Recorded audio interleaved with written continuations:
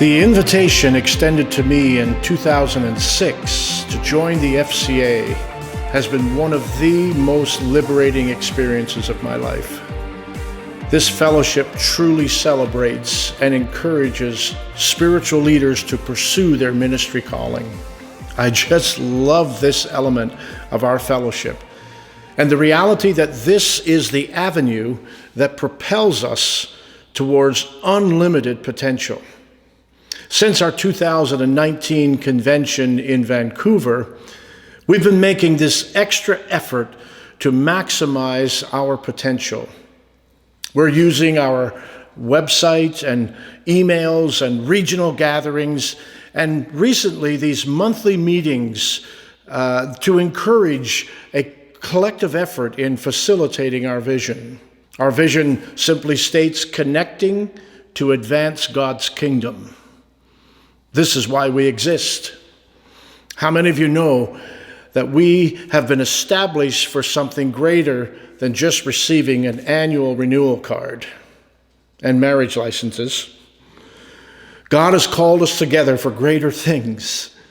There is unlimited, untapped potential yet to be discovered from us connecting with each other.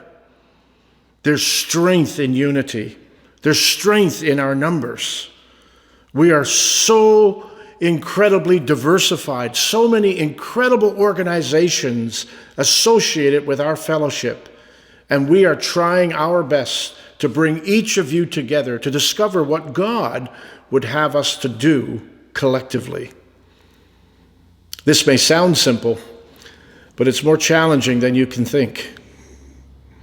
A few years ago, we discussed trends and statistics related to church organizations that have been on a downward slope for many years. Many of these statistics focused on organizations just like ours that have existed for around that 100-year mark. I'm sure we've all been well rehearsed in the negative forecasts of faith in Canada. The facts are, we do not subscribe to this kind of thinking. We believe that God is preparing us for greater things ahead, and we invite you to help us accomplish this by joining us every third Thursday of the month online to discuss our future and to see what God truly has in store for us. I'm actually streaming this video in a building we purchased from our city 12 years ago.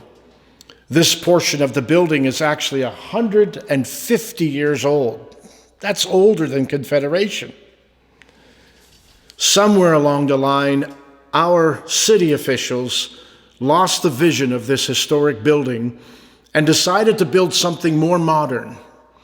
Well, I can tell you that decision has brought about many of its own challenges and problems, let alone the cost. We took this old facility and we infused it with fresh vision, fresh purpose. And today, the number one comment from our community when they visit here for an event is, why in the world would our city ever sell this beautiful place?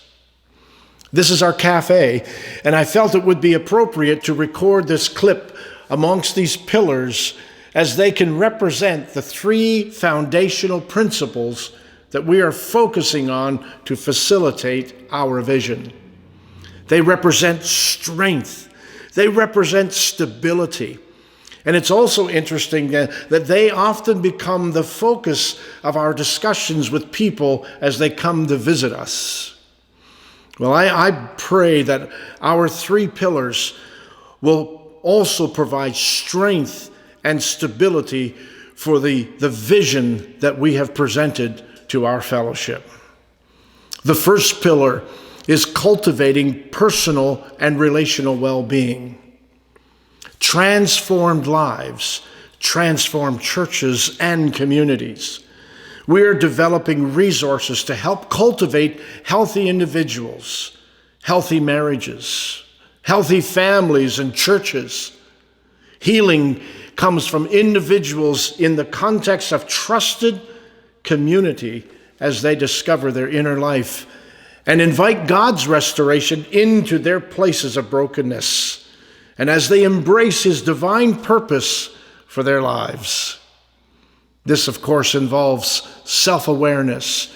It involves self-acceptance and reflection, self-development, and a healthy connection to the community. The second pillar focuses on equipping Spirit-led leaders. So we're also committed to developing Spirit-empowered leaders who are grounded in the Word of God, who have an intimate relationship with Jesus Christ, have become godly in their character and competent in ministry, and who practice relational accountability.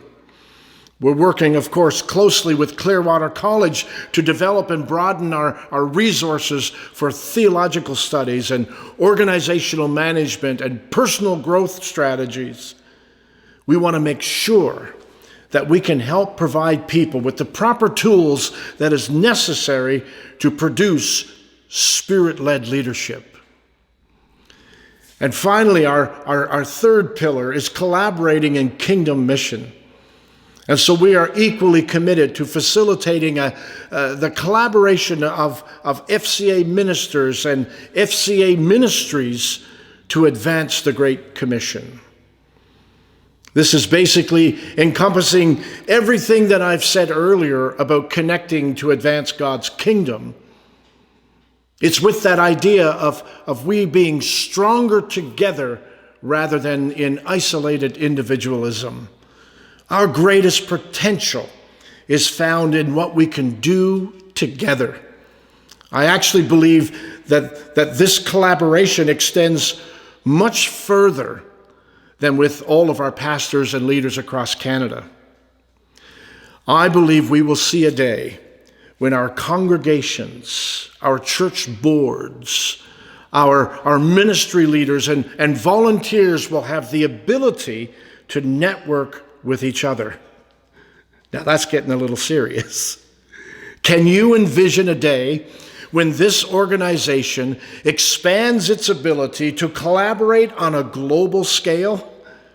I mean, just think about that. Seriously. Is there any reason why we shouldn't create a safe environment where all of our leaders, including our missionaries from around the world, can connect with each other?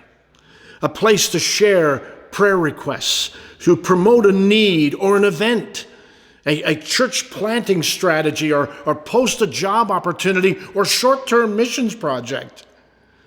Oh, come on. I pray that God will give us the wisdom, that he would grant us the insight to expand our collaboration to include everyone that is associated with this great fellowship.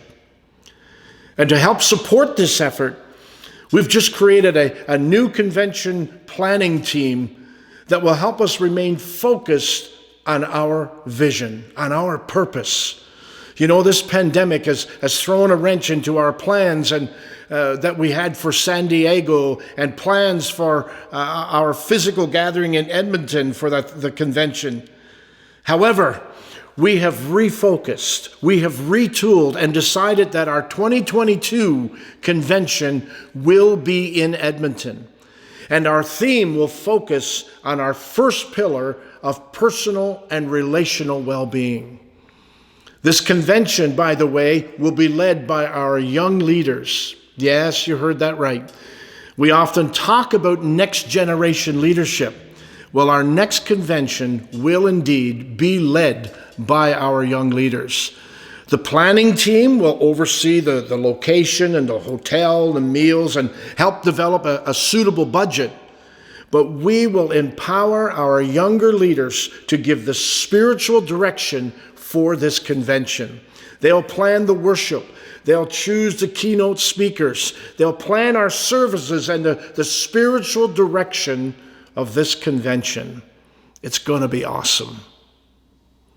2023 will be in Toronto, and our theme will focus on the second pillar of equipping Spirit-led leaders. 2024 will be a combined conference with our U.S. brothers and sisters. What a perfect opportunity to promote our third pillar of collaborating in kingdom mission. This convention will likely be held in either Calgary or Vancouver. It was so wonderful to be there in Vancouver in 2019. I'd love to see a repeat of that. And then in 2025, we will have a convention that focuses upon our legacy. We'll have the opportunity to measure the effectiveness of our vision implementation and celebrate God's faithfulness towards us. There's so many more exciting things in store for us, and I look forward to seeing the development of our vision in the days ahead. God bless you.